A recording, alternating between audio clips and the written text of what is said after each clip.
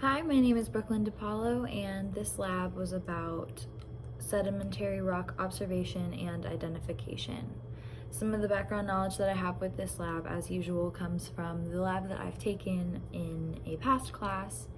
And the scientific question that I formulated before starting this lab was, if we are given specific information on sedimentary rock characteristics, then we will be able to properly identify sedimentary rock samples.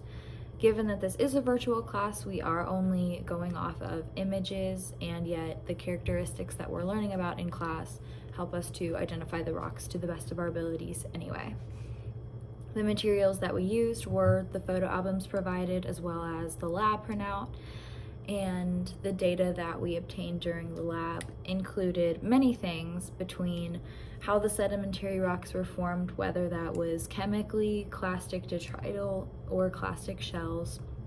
Another data set included grain shape, grain size, grain sorting, and composition and approximate percentages. Lots of different characteristics went into identifying each individual sample.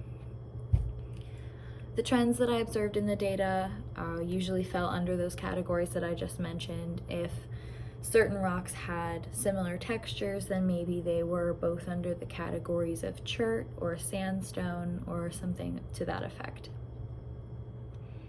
My scientific hypothesis actually was confirmed. We were able to identify the rocks properly given the characteristics that we learned about.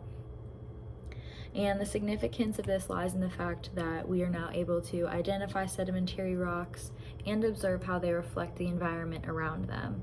For instance, I live near a creek bed, and so I would be able to find a lot of those rocks that form from water levels coming in, whether it's that ripple effect that we observed or even the mudstone cracks.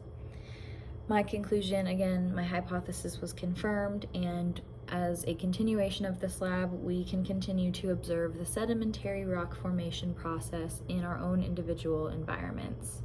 Thank you.